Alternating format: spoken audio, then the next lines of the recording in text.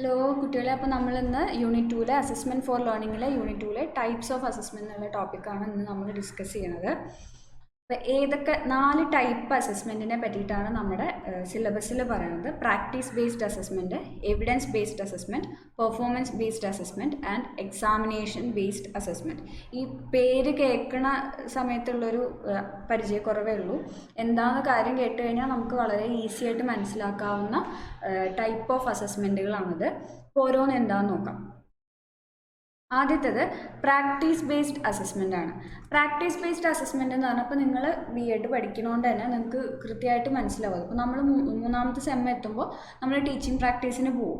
അപ്പോൾ ടീച്ചിങ് പ്രാക്ടീസിന് പോകുമ്പോൾ നിങ്ങൾ B.Ed എന്ന് പറഞ്ഞാൽ ബാച്ചിലർ ഓഫ് എഡ്യൂക്കേഷൻ ആണ്, ടീച്ചർ ആവാനുള്ളൊരു കോഴ്സാണ്. അപ്പോൾ നിങ്ങൾ അത് പ്രാക്ടീസ് ചെയ്യാൻ പോവുകയാണ്. എങ്ങനെ ടീച്ചർ ആവാന്നുള്ളത് നിങ്ങൾ കുറേ തിയറി, ഇപ്പോൾ ഫസ്റ്റും സെക്കൻഡും സെമ്മിലൊക്കെ പഠിച്ച തിയറികളൊക്കെ നിങ്ങൾ പ്രാക്ടീസ് ചെയ്യാൻ പോവുകയാണ്. അതാണ് നിങ്ങൾ തേർഡ് സെമ്മിൽ ചെയ്യുക. അതാണ് ടീച്ചിങ് പ്രാക്ടീസ് എന്ന് പറയുന്നത്. അപ്പോൾ നമ്മൾ പഠിച്ച കാര്യങ്ങളൊക്കെ അപ്ലൈ ചെയ്യുന്നതാണ്. നമ്മുടെ പ്രാക്ടിക്കലായിട്ടുള്ളൊരു സിറ്റുവേഷനിൽ അപ്ലൈ ചെയ്യുന്നതാണ്.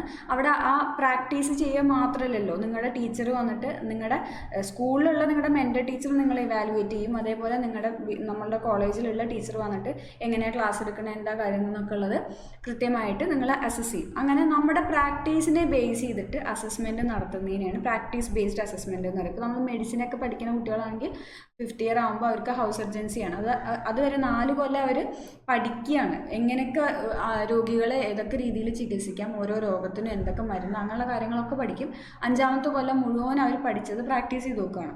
അപ്പോൾ ഇത് ഇവിടെ ഉദ്ദേശിക്കുന്നത് എങ്ങനെയാണ്, പ്രാക്ടീസ് ബേസ് ചെയ്തിട്ട് നിങ്ങൾ അസസ് ചെയ്യുക. നിങ്ങൾ എങ്ങനെയാണ് ഒരു കാര്യം, പഠിച്ച കാര്യം നിങ്ങൾ റിയൽ വേൾഡ് സിറ്റുവേഷനിൽ പ്രാക്ടീസ് ചെയ്യുന്നു എന്നുള്ളതിനെ അസസ് ചെയ്യണം.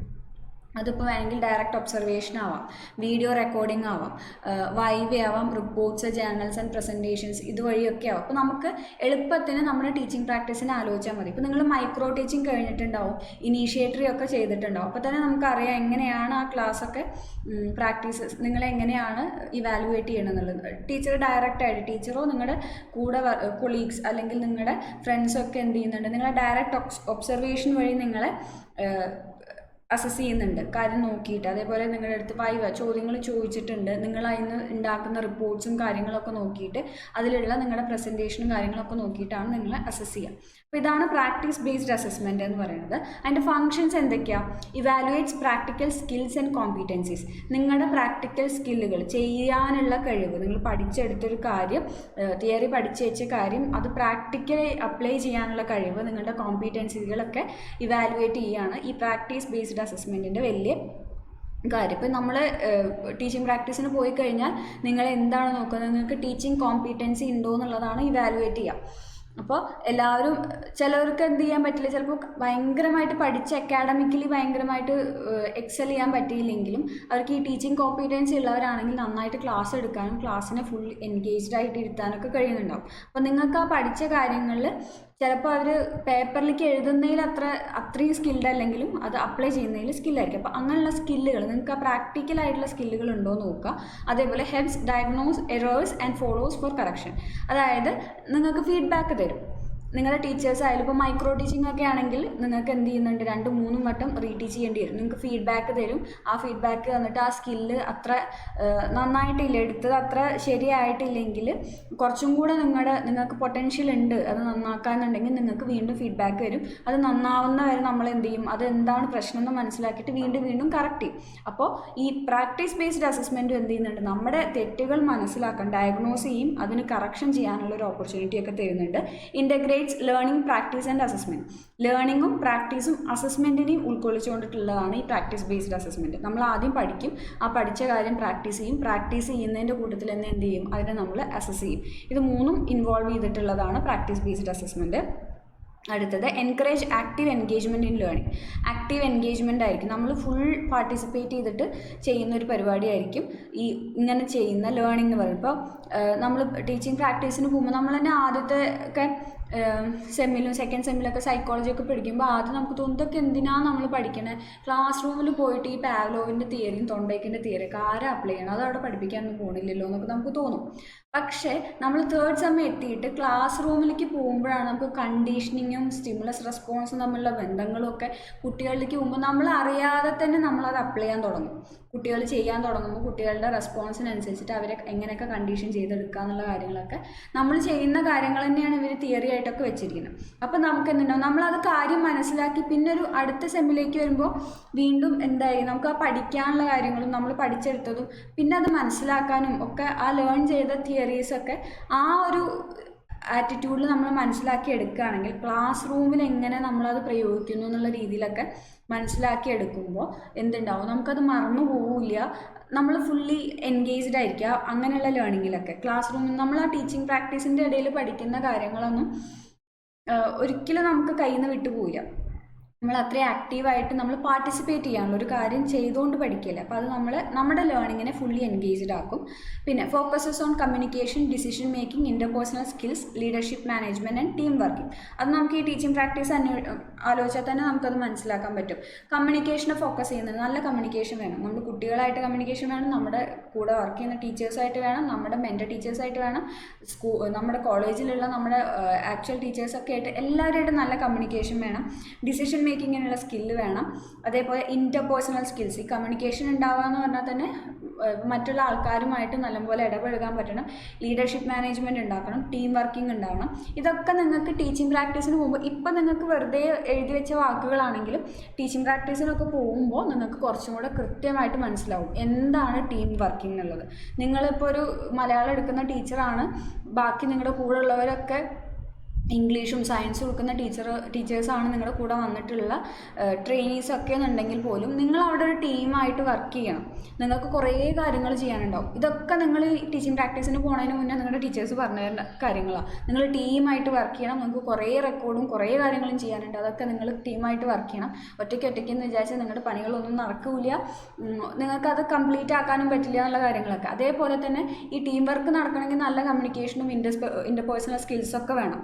അതിൻ്റെ കൂടെ തന്നെ നമുക്ക് ലീഡർഷിപ്പ് സ്കില്ലുകളും വേണം. ചില കാര്യങ്ങൾ നമ്മൾ സ്വന്തമായിട്ട് ഏറ്റെടുത്ത് മറ്റുള്ളവർക്ക് കൂടെ മുന്നിൽ നിന്ന് ഏറ്റെടുത്ത് ചെയ്യാനുള്ള കഴിവുകളൊക്കെ വേണം. അതൊക്കെ ഈ പ്രാക്ടീസ് ബേസ്ഡ് അസസ്മെൻറ്റ് ഇതിലൊക്കെയാണ് ഫോക്കസ് ചെയ്യുന്നത്. ഇത്തരം കഴിവുകളുണ്ടോ എന്നുള്ള കാര്യങ്ങളൊക്കെയാണ് ഫോക്കസ് ചെയ്യുന്നത്. ഇപ്പോൾ ഇത് നിങ്ങൾക്ക് നിങ്ങളുടെ ടീച്ചിങ് പ്രാക്ടീസോ അല്ലെങ്കിൽ മൈക്രോ ടീച്ചിങ്ങോ ഇനീഷ്യേറ്റീവിലേക്ക് പോയ എക്സ്പീരിയൻസോ ഒക്കെ വെച്ചിട്ട് ആലോചിച്ചാൽ വളരെ എളുപ്പത്തിൽ മനസ്സിലാക്കാവുന്ന കാര്യമേ ഉള്ളൂ ഈ പ്രാക്ടീസ് ബേസ്ഡ് അസസ്മെൻറ്റ്. ഇനി അതിൻ്റെ മെറിറ്റ്സ് എന്തൊക്കെയാണ് വരുന്നത്? Provides continuous feedback on learning progress. നമ്മൾ ഓൾറെഡി പറഞ്ഞു ഫീഡ്ബാക്ക് തരുന്നു. അപ്പോൾ ഈ പ്രാക്ടീസ് ചെയ്തിട്ട് അസസ് ചെയ്യുമ്പോൾ തന്നെ നമുക്ക് കണ്ടിന്യൂസ് ആയിട്ടുള്ള ഫീഡ്ബാക്ക് കിട്ടും. നമ്മൾ ചെയ്തത് എന്തൊക്കെയാണ് ശരി, എന്തൊക്കെയാണ് തെറ്റെന്നുള്ള ഫീഡ്ബാക്ക് കൃത്യമായിട്ട് കിട്ടിക്കൊണ്ടിരിക്കും. Encourages critical thinking and practical application. Critical തിങ്കിങ്ങും പ്രാക്ടിക്കലായിട്ടുള്ള അപ്ലിക്കേഷനൊക്കെ എൻകറേജ് ചെയ്യുന്നുണ്ട്. അതായത് നമ്മളൊരു കാര്യം അപ്ലൈ ചെയ്യുമ്പോൾ ശരിയാവുന്നുണ്ടോ എന്നുള്ള, നമ്മൾ സ്വന്തമായിട്ടൊരു കാര്യം ചെയ്യുമ്പോഴാണ്. ഇപ്പോൾ ഡ്രൈവിങ് പഠിക്കുകയാണെങ്കിലും അത് ഒരാളെ പിന്നിലിരുത്തി അവർ നമ്മളുടെ ഹാൻഡിൽ പിടിച്ചിട്ട് അല്ലെങ്കിൽ സ്റ്റിയറിംഗ് പിടിച്ച് തന്നിട്ട് ഒപ്പം ഓടിക്കുന്നതിനേക്കാൾ നമുക്ക് എന്തുണ്ടാവും, നമ്മൾ സ്വന്തമായിട്ട് ആലോചിച്ച് എപ്പോൾ ആക്സിലേറ്റർ കൊടുക്കണം, എപ്പോൾ ബ്രേക്ക് പിടിക്കണം എന്നൊക്കെ ഉള്ളത് നമ്മൾ സ്വന്തമായിട്ട് ആലോചിച്ചിട്ട് ചെയ്യുമ്പോൾ നമുക്ക് എന്തുണ്ടാവും, നമ്മുടെ തിങ്കിങ് ലെവലും മാറും. നമ്മൾ സ്വന്തമായിട്ട് പ്രാക്ടീസ് ചെയ്യുമ്പോൾ നമുക്ക് ആ തിങ്കിങ് ലെവൽ മാറും. ക്രിട്ടിക്കൽ തിങ്കിങ്ങിലേക്ക് നമ്മൾ സ്വന്തമായിട്ട് ഇവോൾവ് ചെയ്യും. അതേപോലെ നമുക്ക് പ്രാക്ടിക്കലി അപ്ലൈ ചെയ്യാനുള്ള സാഹചര്യമൊക്കെ ഉണ്ടാവും. പിന്നെ assesses both verbal and non verbal responses. നമ്മൾ പറയുന്ന കാര്യങ്ങളും പറയാണ്ട് നോൺ വെർബൽ ആയിട്ടുള്ള റെസ്പോൺസസിനെയൊക്കെ അസസ് ചെയ്യുന്നുണ്ട്. ഇനി അതിൻ്റെ ഡീമെറിറ്റ്സ് പറയുന്നത് time consuming and requires trained evaluators. കുറച്ച് സമയം എടുക്കുന്ന പരിപാടിയാണ് ഈ പ്രാക്ടീസ് ബേസ്ഡ് അസസ്മെൻറ്റ് എന്ന് പറയുന്നത്. ഒരു കുട്ടീനെ ആ കുട്ടിയുടെ പ്രാക്ടീസിൻ്റെ ബേസിൽ ഇങ്ങനെ ചെയ്യുന്ന ഒരു കാര്യത്തിൻ്റെ ബേസിൽ ഇവാലുവേറ്റ് ചെയ്യുക എന്ന് പറഞ്ഞാൽ സാധാരണ നമ്മളൊരു എക്സാം നടത്തുന്നത് വെച്ച് നോക്കുമ്പോൾ ടൈം കൺസ്യൂമിംഗ് ആണ്. അതേപോലെ തന്നെ ആ പരിപാടി ചെയ്ത് വശമുള്ളൊരു ടീച്ചർ അല്ലെങ്കിൽ ഒരു ഇവാലുവേറ്റർ വേണം അതിനെ അസസ് ചെയ്യാൻ. ഇതൊന്നും അറിയാത്തൊരു ടീച്ചർ പോയിട്ട് അസസ് ചെയ്യുമ്പോൾ അങ്ങനത്തെ അസസ്മെൻറ്റിൻ്റെ ക്വാളിറ്റിയിൽ പ്രശ്നങ്ങൾ ഉണ്ടാവാം. അടുത്തത് may not be uniformly structured leading to subjectivity. ഇപ്പോൾ ഈ പറഞ്ഞ മാതിരി തന്നെ ഒരു ടീച്ചർ അല്ലെങ്കിൽ ഒരു ഇവാലുവേറ്റർ വന്നിട്ട് ഒരു കുട്ടിയുടെ പെർഫോമൻസിനെ, ഒരു കുട്ടിയുടെ ചെയ്യുന്ന കാര്യങ്ങളെ, ആ കുട്ടി ചെയ്യുന്ന കാര്യങ്ങളെ ഇവാലുവേറ്റ് ചെയ്യാണ്. അപ്പം തന്നെ അവിടെ ഒരു സബ്ജക്ടിവിറ്റിക്കുള്ള സാധ്യതയുണ്ട്. അതായത് എന്തെങ്കിലും പേഴ്സണൽ ബയസുകളോ ചെയ്യുന്ന കാര്യത്തിലുള്ള എന്തെങ്കിലുമൊക്കെ ബയസ് ഉണ്ടാവാനുള്ള സാധ്യതയുണ്ട്. Difficult to standardise across different learning environments. അതേപോലെ തന്നെ നമുക്കൊരു യൂണിഫോമിറ്റി ഉണ്ടാവില്ല, സ്റ്റാൻഡർഡൈസ് ചെയ്യാനൊന്നും പറ്റില്ല. ഇപ്പോൾ ഒരു കുട്ടി തന്നെ നിങ്ങളുടെ ടീച്ചിങ് പ്രാക്ടീസ് തന്നെ ഇന്ന് നിങ്ങൾ എടുക്കുന്ന ടോപ്പിക് ആവില്ല. ചിലപ്പോൾ പലരും പറയുന്നേക്കാം ടീച്ചർ വരുമ്പോൾ എനിക്ക് എന്ത് പറ്റിയില്ല, നല്ലപോലെ എടുക്കാൻ പറ്റില്ല, തലേ ദിവസം വരെ ഞാൻ നല്ലപോലെ എടുത്തതാ, ആ ടോപ്പിക്ക് ശരിയായില്ല, ആ ടോപ്പിക്ക് വേണ്ടായിരുന്നു, അങ്ങനെയുള്ള കാര്യങ്ങളൊക്കെ, ആ കിട്ടിയ ക്ലാസ് വേണ്ടായിരുന്നു എന്നൊക്കെ ഉള്ളത്. ആ പിള്ളേർ കുറച്ച് ഇതാണ്, പ്രശ്നക്കാരാണ്, വർത്തമാനം പറഞ്ഞുകൊണ്ടിരിക്കും, അപ്പോൾ ടീച്ചർ വരുമ്പോൾ എനിക്ക് നല്ലപോലെ പറ്റിയില്ല, ഞാൻ നെർവസായി എന്നൊക്കെയുള്ള കാര്യങ്ങൾ. അപ്പോൾ എല്ലാ ലേണിംഗ് എൻവയോൺമെൻറ്റിലും നമുക്കതിനെ സ്റ്റാൻഡർഡൈസ് ചെയ്യാൻ പറ്റിക്കോളണമെന്നില്ല. ഓരോ സാഹചര്യത്തിനനുസരിച്ചിട്ടും പ്രാക്ടീസ് നമ്മൾ ചെയ്യുന്ന കാര്യങ്ങളിൽ വ്യത്യാസം ഉണ്ടാവും. അപ്പോൾ നമ്മൾ 8A ക്ലാസ്സിൽ എടുക്കുന്ന ഒരു ടോപ്പിക്ക് അതേപോലെ ആയിരിക്കില്ല ചിലപ്പോൾ 8F ക്ലാസ്സിൽ അതേ ടോപ്പിക്ക് നമുക്ക് എടുക്കാൻ പറ്റുക. അപ്പോൾ ഓരോ ലേണിംഗ് എൻവയോൺമെൻറ്റ്, ഓരോ സിറ്റുവേഷൻ അനുസരിച്ചിട്ട് ഇത് മാറിക്കൊണ്ടിരിക്കും. അത് അതിൻ്റെ ഒരു ഡീമെറിറ്റാണ്. അടുത്തത് എവിഡൻസ് ബേസ്ഡ് അസസ്മെൻ്റ് ആണ്. എവിഡൻസ് ബേസ്ഡ് അസസ്മെൻ്റ് എന്ന് പറഞ്ഞാൽ പേരിൽ പറയണ മാതിരി തന്നെ നമ്മളൊരു എവിഡൻസിന്, ഒരു തെളിവിൻ്റെ ബേസിസിൽ കുട്ടികളെ അസസ് ചെയ്യുക. എന്തെങ്കിലും ഒരു തെളിവുണ്ടായിരിക്കണം, ഒരു എവിഡൻസ് ഉണ്ടായിരിക്കണം ആ കുട്ടിയുടെ അച്ചീവ്മെൻറ്റ്, ആ കുട്ടി ചെയ്യുന്ന കാര്യത്തിന്. അതിനെ ബേസ് ചെയ്തിട്ട് അസസ് ചെയ്യുന്നതാണ് എവിഡൻസ് ബേസ്ഡ് അസസ്മെൻ്റ് എന്ന് പറയുന്നത്. ഇപ്പോൾ നമ്മൾ റിസർച്ചിനെ ബേസ് ചെയ്തിട്ട് അല്ലെങ്കിൽ ഡയറക്റ്റ് ഇൻഡയറക്റ്റ് ആയിട്ടുള്ള എവിഡൻസസുകളെ ബേസ് ചെയ്തിട്ടുള്ള ഇവാലുവേഷനൊക്കെയാണ് നമ്മൾ എന്ത് പറയുന്നത്, എവിഡൻസ് ബേസ്ഡ് അസസ്മെൻ്റ് എന്ന് പറയുന്നത്. ഇപ്പോൾ നമ്മൾക്ക് എക്സാമിൻ്റെ സ്കോർ എടുക്കാം. ഒരു കുട്ടിക്ക് ഇത്ര മാർക്ക് കിട്ടി, 80ൽ 60 മാർക്ക് കിട്ടി, അതൊരു എവിഡൻസ് ആണ്. ആ 60 മാർക്ക് എന്നുള്ളത് ഒരു എവിഡൻസ് ആണ്. അതേപോലെ ആ കുട്ടീനെ പറ്റിയുള്ള റിപ്പോർട്ടുകൾ, ജേണൽസ്, പോർട്ട്ഫോളിയോകൾ, ആ കുട്ടി ചെയ്യുന്ന വർക്ക്, പ്രൊജക്റ്റ് അസൈൻമെൻറ്റ് പോലുള്ള അങ്ങനത്തെ വർക്കുകളൊക്കെ ഉണ്ടല്ലോ, അതൊക്കെ എന്ന് പറയുന്നത് ആ കുട്ടീനെ റെപ്രസെൻറ്റ് ചെയ്യുന്ന ചില എവിഡൻസുകളാണ്. കുട്ടി ചെയ്ത കാര്യങ്ങളെ റെപ്രസെൻറ്റ് ചെയ്യുന്ന എവിഡൻസ് ആണ്. ആ എവിഡൻസിനൊക്കെ ബേസ് ചെയ്തിട്ട് ആ കുട്ടീനെ നമുക്ക് അസസ് ചെയ്യാം. അത്തരം അസസ്മെൻറ്റിനെയാണ് നമ്മൾ എവിഡൻസ് ബേസ്ഡ് അസസ്മെൻറ്റ് എന്ന് പറയുന്നത്. അപ്പോൾ ഇതിൽ തന്നെ ഡയറക്റ്റും ഇൻഡയറക്റ്റുമായിട്ടുള്ള അസസ്മെൻറ്റുകളുണ്ട്. ഇപ്പോൾ ഈ ഡയറക്റ്റ് അസസ്മെൻറ്റ് എന്ന് പറഞ്ഞപ്പോൾ നമ്മളിപ്പോൾ കറക്റ്റ് ഈ എക്സാമിൻ്റെ മാർക്ക് എടുത്തിട്ട് നമ്മൾ അസസ് ചെയ്യുക, അല്ലെങ്കിൽ ഡയറക്റ്റായിട്ട് ആ കുട്ടി ക്ലാസ്സിൽ ചെയ്യുന്ന കാര്യങ്ങളെ പറ്റിയിട്ട് ഒബ്സർവേഷൻ വഴിയൊക്കെ നമ്മൾ, അതൊക്കെ ഒരു ഡയറക്റ്റ് എവിഡൻസ് ബേസ്ഡ് അസസ്മെൻ്റ് ആണ്. ഇൻഡയറക്റ്റ് ആകുമ്പോൾ ഒരു ക്ലാസ് റൂമിലിപ്പോൾ ആ കുട്ടി ഒരു ഗ്രൂപ്പ് വർക്ക് കൊടുത്തു കഴിഞ്ഞാൽ കുട്ടിയുടെ പെർഫോമൻസ് എന്താണ്, ഡിബേറ്റൊക്കെ അങ്ങനെ എന്തെങ്കിലും ഒരു ക്ലാസ് വർക്ക് ചെയ്യുമ്പോൾ കുട്ടിയുടെ പെർഫോമൻസ് എങ്ങനെയാണ്, അങ്ങനെ ഡയറക്റ്റ്ലി ആവില്ല, ഒരു മാർക്കിനെ ബേസ് ചെയ്തിട്ടോ അങ്ങനെയൊന്നും ആയിരിക്കില്ല. ഇൻഡയറക്റ്റ് ആയിട്ടുള്ള എവിഡൻസുകളെ ബേസ് ചെയ്തിട്ടുള്ള അസസ്മെൻറ്റുകളും ഈ എവിഡൻസ് ബേസ്ഡ് അസസ്മെൻറ്റിൽ നടത്താം. മൊത്തത്തിൽ ക്ലാസ് റൂമിലുള്ള കുട്ടിയുടെ ഒരു ആറ്റിറ്റ്യൂഡും ബിഹേവിയറും അതൊക്കെ എങ്ങനെയാണെന്നുള്ളത്. ഇപ്പോൾ ഒരു വർക്ക് കൊടുത്തു കഴിഞ്ഞാൽ കുട്ടി അപ് ടു ഡേറ്റ് ആയിട്ട് ചെയ്യുന്നുണ്ടോ, പങ്ക്ച്വലായിട്ട് ചെയ്യുന്നുണ്ടോ, അതിൽ ആ കുട്ടിയുടെ ഒരു ഇതെങ്ങനെയാണ്, മൊത്തത്തിൽ എങ്ങനെയാണ് ആ കുട്ടി ഹോണസ്റ്റ് ആയിട്ട് ചെയ്യുന്നുണ്ടോ, അങ്ങനെയുള്ള കാര്യങ്ങളൊക്കെ ഉണ്ടല്ലോ. അങ്ങനെ അതും ഒരു ഇൻഡയറക്റ്റ് എവിഡൻസ് ആയിട്ട് നമുക്ക് ഉപയോഗിക്കാം. ഇതിൻ്റെ ഫങ്ഷൻസ് വരുന്നത് ensures learning outcomes R met through measurable evidence. നമ്മൾ ഈ എവിഡൻസ് കളക്ട് ചെയ്യലോ, കുട്ടിയുടെ എവിഡൻസ് ബേസ്ഡ് അസസ്മെൻ്റ് എന്ന് പറഞ്ഞാൽ എവിഡൻസസ് കളക്ട് ചെയ്യുന്നതാണ്.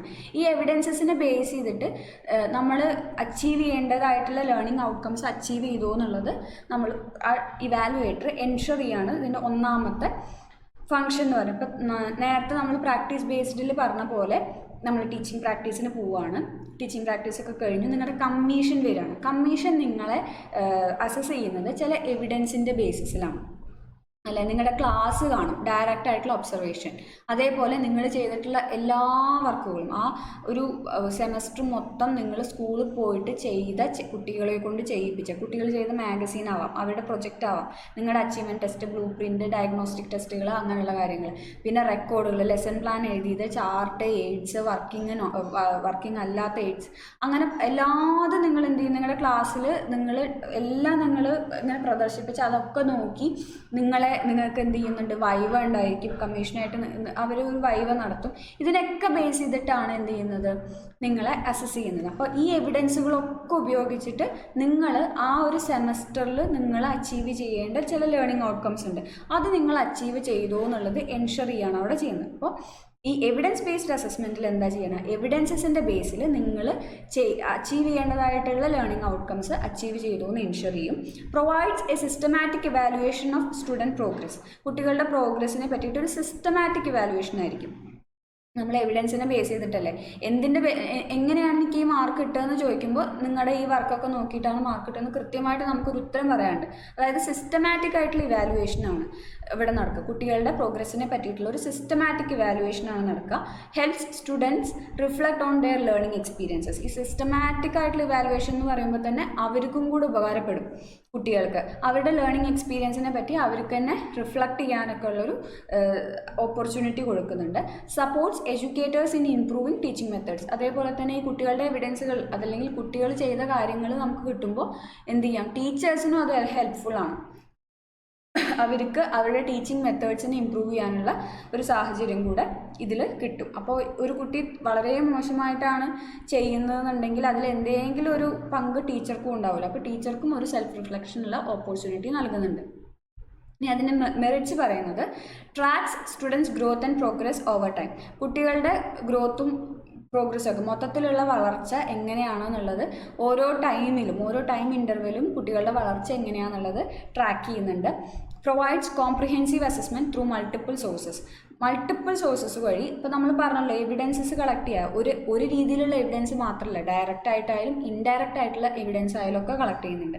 അപ്പോൾ അതൊക്കെ നമ്മൾ മൾട്ടിപ്പിൾ സോഴ്സസിൽ നിന്ന് എവിഡൻസുകൾ എടുക്കുകയാണ്. അങ്ങനെ മൾട്ടിപ്പിൾ ആയിട്ടുള്ള എവിഡൻസസിനെ ബേസ് ചെയ്തിട്ട് നമ്മൾ അസസ്മെൻറ്റ് നടത്തുമ്പോൾ മൊത്തത്തിലൊരു കോംപ്രിഹെൻസീവായിട്ട് സമഗ്രമായിട്ടുള്ളൊരു അസസ്മെൻ്റാണ് അവിടെ നടക്കുക.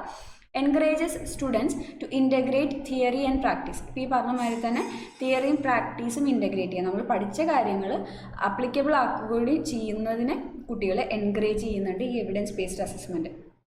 ഇനി ഇതിൻ്റെ ഡീമെറിറ്റ്സ് എന്തൊക്കെയാണ് വരുന്നത്? Requires extensive documentation and record keeping.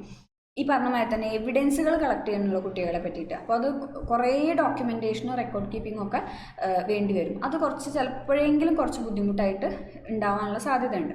May not capture real time performance skills. ആ സമയത്തുള്ള ഒരു പെർഫോമൻസ് സ്കിൽസൊക്കെ എപ്പോഴും നമ്മൾ അതിനെ ബേസ് ചെയ്തിട്ട് അസസ് ചെയ്തോളണമെന്ന് നിർബന്ധമില്ല. അത് ചിലപ്പോൾ ഒരു സെമിനാർ എടുത്തോ അല്ലെങ്കിൽ ഡിബേറ്റ് നടത്തി അതിൻ്റെ റിപ്പോർട്ടായിരിക്കും നമ്മുടെ മുന്നിൽ കുറച്ച് ദിവസം കഴിഞ്ഞിട്ടൊക്കെ ആയിരിക്കും അത് വരുന്നത്. അതിനെ ബേസ് ചെയ്തിട്ടൊക്കെ അസസ് ചെയ്യും. അപ്പോൾ ഒരു real time performance skills evaluate ചെയ്യണം എന്നുള്ളത് എപ്പോഴും നടന്നോളണമെന്നില്ല. Some forms of evidence may be subjective and inconsistent. ഇപ്പോൾ ഈ പറഞ്ഞ മാതിരി തന്നെ ചില എവിഡൻസുകൾ ചില കുട്ടികൾ ചില പ്രൊജക്റ്റ് സബ്മിറ്റ് ചെയ്യാൻ പറഞ്ഞാൽ പ്രൊജക്റ്റ് സബ്മിറ്റ് ചെയ്യുകയൊക്കെ ചെയ്യും. അത് ചിലപ്പോൾ ആ കുട്ടി ചെയ്തതാവണമെന്നൊന്നുമില്ല ചില കേസിലേക്കില്ല. അപ്പോൾ അത് ഒരു അത്ര ക്ലാരിറ്റി ഉണ്ടായിക്കോണമെന്നില്ല. ആ കുട്ടീനെ അസസ് ചെയ്യുമ്പോൾ അതിൽ ചില ബുദ്ധിമുട്ടുണ്ടാകും. അതേപോലെ സബ്ജക്റ്റീവായിട്ടുള്ള കാര്യങ്ങൾ സബ്ജക്റ്റീവ് ആവാം, ഇൻകൺസിസ്റ്റൻ്റ് ഒക്കെ ആവാം. ഈ അസസ്മെൻറ്റ് ചില എവിഡൻസുകൾ അതിനനുസരിച്ച് അസസ് ചെയ്യുമ്പോൾ ആ അസസ്മെൻറ്റിലും ഈ സബ്ജക്റ്റിവിറ്റിയും ഇൻകൺസിസ്റ്റൻസിയും ഒക്കെ വരാനുള്ള സാധ്യതയുണ്ട്. അടുത്തത് പെർഫോമൻസ് ബേസ്ഡ് അസസ്മെൻ്റ് ആണ്. ഈ പെർഫോമൻസ് ബേസ്ഡ് അസസ്മെൻറ്റും പ്രാക്ടീസ് ബേസ്ഡ് അസസ്മെൻറ്റും ഏതാണ്ട് ഒരുപോലെ ഇരിക്കും. ഇപ്പോൾ പെർഫോമൻസ് ബേസ്ഡ് അസസ്മെൻറ്റ് എന്ന് പറഞ്ഞാൽ നമ്മൾ ഈ ലാബിലെ വർക്കൊക്കെ ചെയ്യില്ലേ, അതിനെ പറ്റിയിട്ട് ആലോചിച്ചാൽ മതി. ഇവിടെ എന്താ ചെയ്യണം, നമ്മളൊരു സ്കില്ല് ഡെമോൺസ്ട്രേറ്റ് ചെയ്യുക അല്ലെങ്കിൽ ഒരു പ്രൊഡക്റ്റ് ഉണ്ടാക്കുകയാണ് ചെയ്യുന്നത്. പെർഫോമൻസിൽ ഒരു കാര്യം ചെയ്യുക, പെർഫോം ചെയ്യുകയാണ്. എന്നിട്ട് അതിനനുസരിച്ച് പെർഫോം ചെയ്യുന്നതിനനുസരിച്ച് നമുക്കൊരു പ്രൊഡക്റ്റ് ഉണ്ടാകും.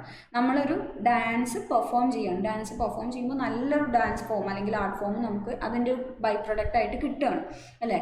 അപ്പോൾ അങ്ങനെ പെർഫോമൻസിനെ ബേസ് ചെയ്തിട്ട് അസസ് ചെയ്യുന്നതിനെയാണ് പെർഫോമൻസ് ബേസ്ഡ് അസസ്മെൻറ്റ് എന്ന് പറയുക. അത് പോർട്ട്ഫോളിയോസ് ആവാം, പെർഫോമൻസ് ടാസ്കുകളാവാം, എക്സിബിഷൻസും ഡെമോൺസ്ട്രേഷൻസും ഒക്കെ ആവാം. നമ്മളെ പറ്റിയുള്ള പോർട്ട്ഫോളിയോസ് ഉണ്ടാക്കിയതാവാം കുട്ടികളെ പറ്റിയിട്ട്. അതേപോലെ ഈ പെർഫോമൻസ് ടാസ്കുകളാവും, കുട്ടികൾ എന്തെങ്കിലും പെർഫോം ചെയ്യണം. ഇപ്പോൾ ഈ പറഞ്ഞ പോലെ ഡാൻസ്, പാട്ട്, അതേപോലെ എക്സിബിഷൻസ് നടത്തുക, ഡെമോൺസ്ട്രേഷൻ പറയുമ്പോൾ നമ്മൾ ലാബ് പോലത്തെ വർക്കുകൾ എന്തെങ്കിലും ഉണ്ടാക്കി കാണിച്ചു കൊടുക്കുകയൊക്കെ ചെയ്യുക. അത് അങ്ങനെയുള്ളതിനൊക്കെ ബേസ് ചെയ്തിട്ടുള്ള അസസ്മെൻ്റാണ് ഈ പെർഫോമൻസ് ബേസ്ഡ് അസസ്മെൻറ്റ് എന്ന് പറയുന്നത്. ഇതിൻ്റെ ഫങ്ഷൻസ് എന്തൊക്കെയാണ്? Defines clear performance standards for students. Performance standards എന്തൊക്കെയാണെന്നുള്ളത് കൃത്യമായിട്ട് ഡിഫൈൻ ചെയ്യും, കുട്ടികൾക്ക് വേണ്ടിയിട്ട് ഡിഫൈൻ ചെയ്യും. ഇപ്പോൾ നമ്മൾ ലാബിൽ തന്നെ കയറുമ്പോൾ ഒരു ലാബ് വർക്കൊക്കെ ചെയ്യുമ്പോൾ എന്തുണ്ടാവും, നമുക്ക് എന്താണ് വേണ്ടതെന്നുള്ളത് ആദ്യമേ പറഞ്ഞിട്ടുണ്ടാവും. ഇന്ന ലാബ് മാനുവലിലെ ഇന്ന എക്സ്പെരിമെൻറ്റ് നിങ്ങൾ വായിച്ചിട്ട് വരണം, അതിലെന്തൊക്കെയാണ് വേണ്ടത് എന്നുള്ളത് അപ്പാരറ്റസ് എന്തൊക്കെയാണ് വേണ്ടതെന്നൊക്കെ നോക്കിയിട്ട് വരണം. നിങ്ങളുടെ കയ്യിൽ നിന്ന് എടുക്കേണ്ട കാര്യങ്ങൾ നിങ്ങൾ എടുത്തിട്ട് വരണം. അങ്ങനെ കൃത്യമായിട്ട് എന്തൊക്കെയാണ് ചെയ്യേണ്ടതെന്നുള്ള കാര്യങ്ങളൊക്കെ നമ്മുടെ കയ്യിൽ നിന്നും അത് ചെയ്യേണ്ട പെർഫോമൻസിൻ്റെ സ്റ്റാൻഡേർഡ്സ് എന്തൊക്കെയാണെന്ന് ആദ്യമേ പറയും. Encourages practical application of knowledge. ഇപ്പോൾ പെർഫോം ചെയ്യാന്ന് പറഞ്ഞാൽ എന്താ, നമുക്കുള്ള നോളജിനെ നമ്മൾ പ്രാക്ടിക്കലി അപ്ലൈ ചെയ്യണം. അതിന് കൂടുതലായിട്ട് എൻകറേജ് ചെയ്യും. ഇൻ്റഗ്രേറ്റ്സ് അസസ്മെൻറ്റ് വിത്ത് ഇൻസ്ട്രക്ഷൻ, അതായത് നമ്മൾ പഠിപ്പിക്കുമ്പോൾ അല്ലെങ്കിൽ പഠിച്ചുകൊണ്ടിരിക്കുമ്പോൾ തന്നെ ഈ അസസ്മെൻറ്റ് നടത്തുകയാണ്. ഇപ്പോൾ ലാബ് വർക്കൊക്കെ ചെയ്യുമ്പോൾ ലാബ് എക്സാമൊക്കെ ആണെങ്കിൽ എങ്ങനെയാണ്, ആ ലാബ് എക്സാമിനർ നമ്മുടെ കൂടെ ലാബിൻ്റെ ഉള്ളിലുണ്ടാവും. നമ്മൾ ലാബിൽ ആ തിയറി നമ്മൾ എഴുതി കൊടുക്കും. എന്ത് എക്സ്പെരിമെൻ്റ് ആണോ നമുക്ക് കിട്ടുന്നത് അതിൻ്റെ തിയറി നമ്മൾ ആദ്യം എഴുതി കൊടുക്കും. പക്ഷേ ആ തിയറി പാർട്ടിനൊക്കെ വളരെ കുറച്ച് മാർക്കേ ഉള്ളൂ. നമ്മളത് ചെയ്യണത് എങ്ങനെയാണെന്നുള്ള ചിലപ്പോൾ നമുക്ക് ഔട്ട്പുട്ട് കൃത്യമായിട്ട് കിട്ടിക്കോളണമെന്നില്ല. ലാബ് ചെയ്തിട്ട് നമ്മൾ എന്താണോ എക്സ്പെരിമെൻറ്റ് ചെയ്യുന്നത് അതിൻ്റെ ഔട്ട്പുട്ട് കൃത്യമായിട്ട് പറഞ്ഞിട്ടുള്ളത് കിട്ടിക്കോളണമെന്നില്ല. ചിലപ്പോൾ അങ്ങോട്ടും ഇങ്ങോട്ടൊക്കെ വ്യത്യാസം ഉണ്ടാകും. പക്ഷെ നമ്മളത് എങ്ങനെ ചെയ്യണു എന്നുള്ളതൊക്കെ നോക്കിയിട്ടാണ് നമ്മളെ ആ എക്സാമിനർ അസസ് ചെയ്യുക. അതായത് നമ്മളത് ചെയ്തുകൊണ്ടിരിക്കുമ്പോൾ അല്ലെങ്കിൽ ആ ടീച്ചർ അത് പറഞ്ഞു തന്നുകൊണ്ടിരിക്കുമ്പോൾ ഇൻസ്ട്രക്ഷൻ്റെ ഇടയിൽ, ടീച്ചിങ് ലേണിംഗ് പ്രോസസ്സിൻ്റെ ഇടയിൽ തന്നെ നമ്മുടെ അസസ്മെൻറ്റ് നടന്നു പോകുന്നുണ്ട്.